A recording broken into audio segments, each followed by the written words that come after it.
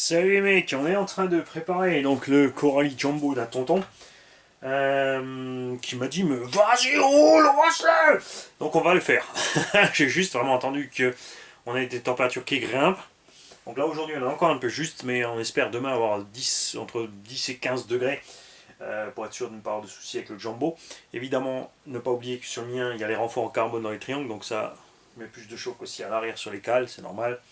Celui-là n'a pas tout ça. On a passé à l'avant de la 300 000. Pour une raison très simple, vous avez vu, c'est un engin court comme ça. Dès que tu sors du virage, tu as tout qui mouline à l'intérieur. Qui mouline à l'intérieur, c'est chiant.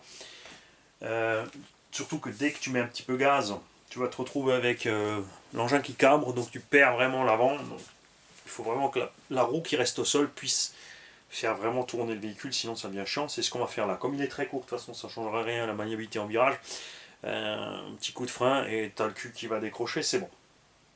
On va donc mettre, grâce à cette toute petite seringue, tu vois, un peu de graisse. Je devrais faire, je crois que je vais en acheter une palette. Je vais les remplir de graisse et je vais les vendre avec le logo RC Garage. Et derrière écrit pouce au cul. Donc on va mettre ça là-dedans.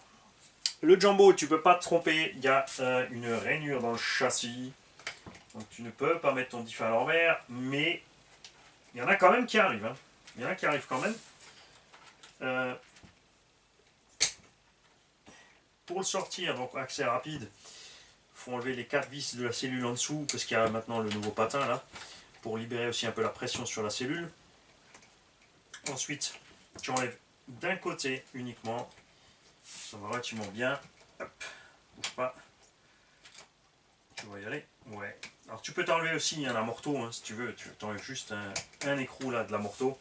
Du même côté évidemment que tu enlèves ton truc de bar stable, ta biellette de bar stable. Là évidemment effet démo. Voilà. Tu fais gaffe, il y a 2 rondelles de calage, enfin sur celui-là maintenant, hein, ça ne veut pas dire qu'ils ont tous les 2 rondelles de calage. Quand tu as des rondelles de calage comme ça, enfin des rondelles de calage, attention, on se retrouve avec des terroristes tchétchènes sur la chaîne.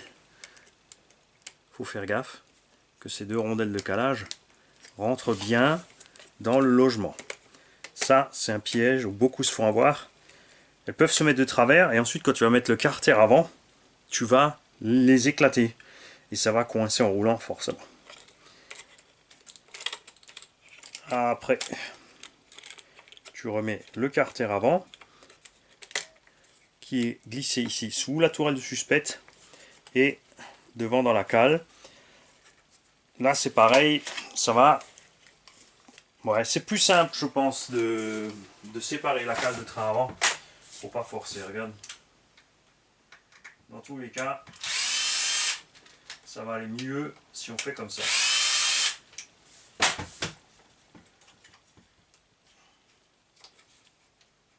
Allez, petite cale de train avance. Tu fais gaffe parce qu'il y a, ça c'est un peu embêtant sur ces engins, 36 000 cales et rondelles partout. Tu vois là, c'est rentré tout seul. Donc comme c'est ressorti, tu le remets. Voilà. Donc serrage. Si tu utilises une visseuse, prends-en une qui a du couple. Un couple de serrage maxi. Si tu n'es pas habitué. Déjà, ça c'est une chose. Ensuite, j'ai sorti le diff central. C'est vraiment ric-rac pour réussir à le sortir avec l'accès rapide. Il faut vraiment le mettre complètement biais pour le sortir. Et ce que je voulais vous montrer, c'est ça. On a fait pour l'instant un seul et unique run en 4S avec cette machine. Regarde, l'huile est déjà grise à l'intérieur. On a déjà de la pâte de ferraille. Regarde. Ça, c'est après un run en 4S.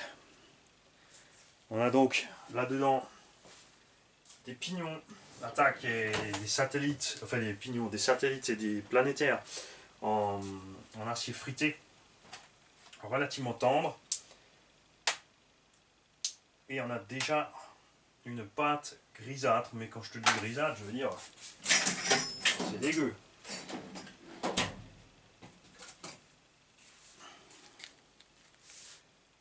Alors, pourquoi ils ont mis un carter central alu? Pour mieux dissiper la chaleur. surtout sur les engins courts comme ça, parce que ça monte, c'est vraiment en train de mouliner tout le temps du diff central. Bon, il veut pas sortir, je vais essayer de vous le...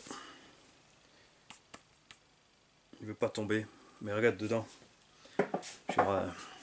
Hein. C'est vraiment déjà... Après, c'est pas très grave. Juste que si ça fait déjà ça au premier pack, il faut vraiment... Il est impératif vraiment sur cet engin de faire ça souvent.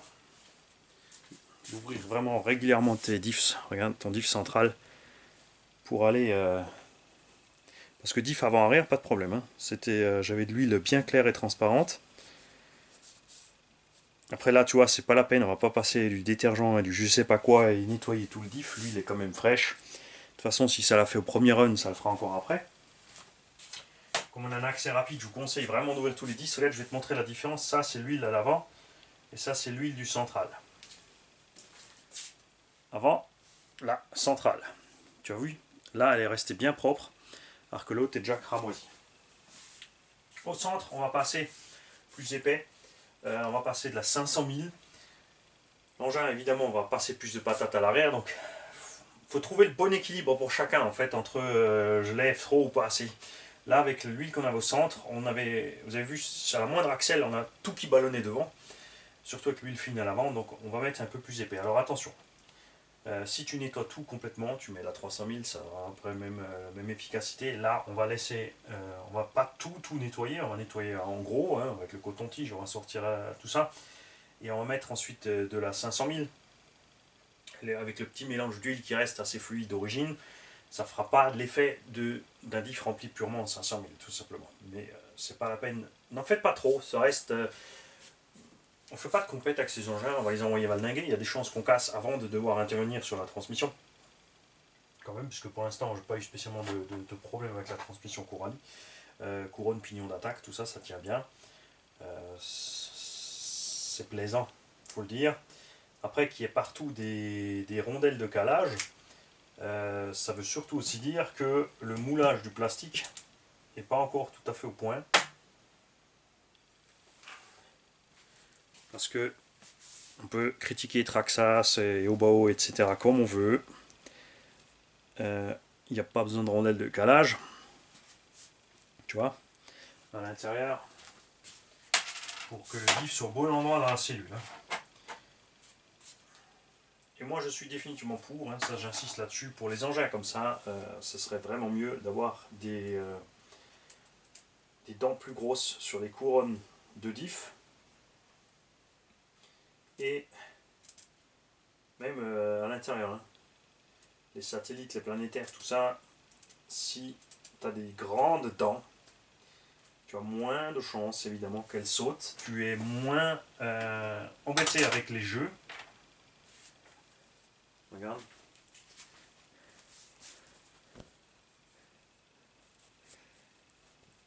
Parce que là, les dents sont relativement petites et plates. Après, ils ont tout ça. Hein. Il n'y a pas beaucoup de marques qui font mieux que ça. Hein.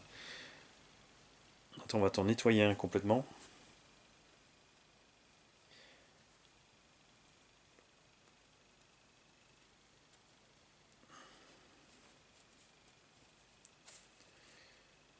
Tu vois, on est tout de suite bien gris.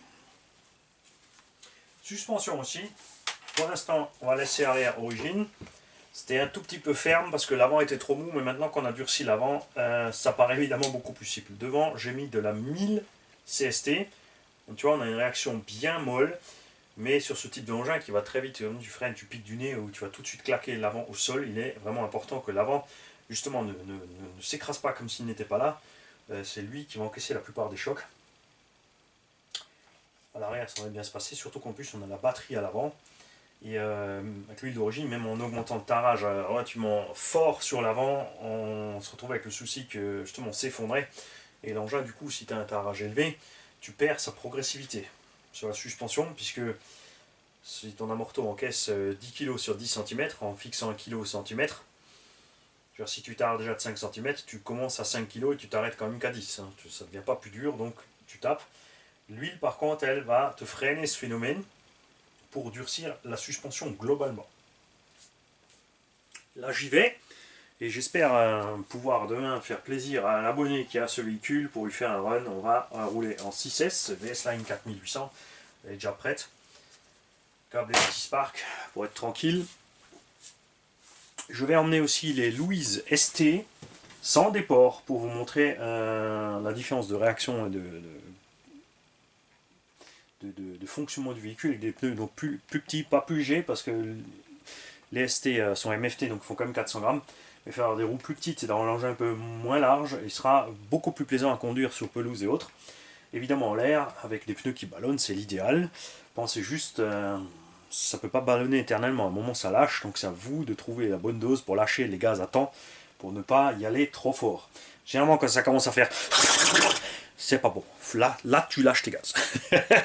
Salut. Voilà, on est quasiment fini, enfin on est fini. Deux choses très importantes dont je n'ai pas parlé tout à l'heure. On en avait parlé dans la vidéo du run. Le bac à batterie, avec la nouvelle couronne de 52, est hyper prêt. Il est suffisamment flexible pour aller frotter. Solution très simple, vous l'enlevez, il n'y a que deux vis par en dessous ici.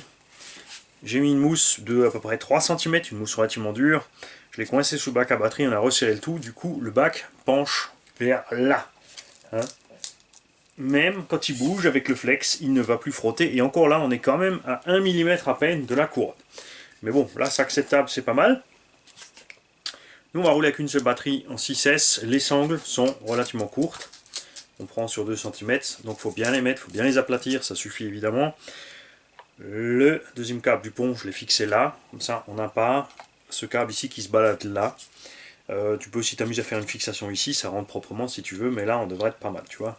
Si on met comme ça se baladera pas trop. Et très très important, regarde. Surtout, tu coupes le rilsan qu'ils ont mis là, qui fixe le bouton on-off au câble principal. Regarde dans quel état le câble, il est complètement écrasé. Là, il allait frotter la noix, il s'est bouffé dessus. Mais on a eu chaud, on l'a remarqué à temps, grâce au bruit en fait du bac à batterie. Sans ça, c'est garanti qu'à un moment on coupait les câbles et qu'on faisait un court-circuit, la noix était en acier. On aurait fait un court-circuit et on risquait ici de cramer le Vario.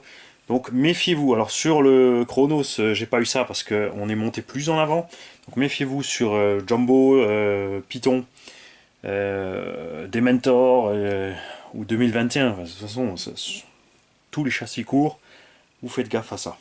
Coupez ce rilsan. Il y a largement en plus sous la platine de la place pour passer le câble. Hein.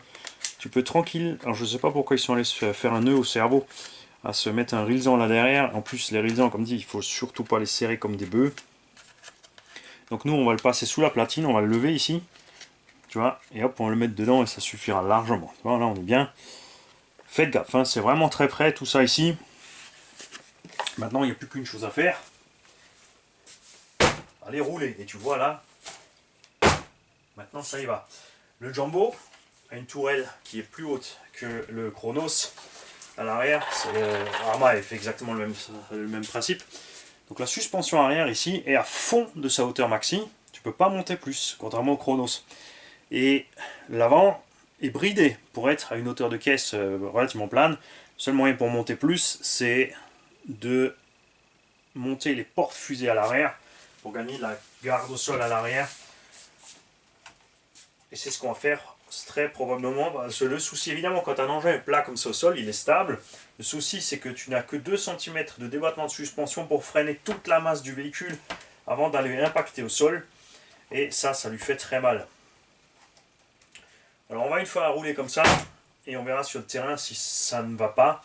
Tu vois, malgré l'huile en 1000, hein, devant, regarde, il a du mal, hein, avec la batterie à bord en plus. Il a vraiment du mal. Cette suspecte, on peut la relâcher encore un peu devant, mais comme dit, il faudra aussi relâcher à l'arrière. Donc on va faire un essai comme ça. Et sinon, eh ben, on le remontera encore un petit cran. Bon, je pense pas que ça le rende tellement instable que ça, d'être un tout petit peu plus haut sur ces suspects, ce petit machin là. Il est quand même hyper méga large. Autre chose aussi, quand tu touches au tarage tes suspects, comprime ton ressort et tourne tout seul, parce que si tu fais tout tourner, si tu as des amortos qui ont des chaussettes, tu peux desserrer la bague inférieure. Sur certains, ben, ça va carrément te desserrer tout l'amorto, donc pense à ça, tu descends et tu regardes bien que rien ne bouge à la suspension pendant que tu fais ton tarage. On va surveiller aussi ces cales plastiques. Ça, j'ai pas encore eu de souci avec sur le Chronos. Donc je pense que c'est vraiment sur les chocs où tu vas arracher fort le bras. Euh, bon. Si je peux, enfin c'est le but, hein, j'aimerais emmener les rampes dans un endroit bien dégagé où on puisse bien profiter de l'engin. Sympa sera la petite piste de cross, mais là avec la météo actuelle, si on va dans un pré, on sera pas trop dégueu. La piste de cross là, l'engin va vite peser le double de son poids. Ça c'est garanti. On a testé déjà l'année dernière.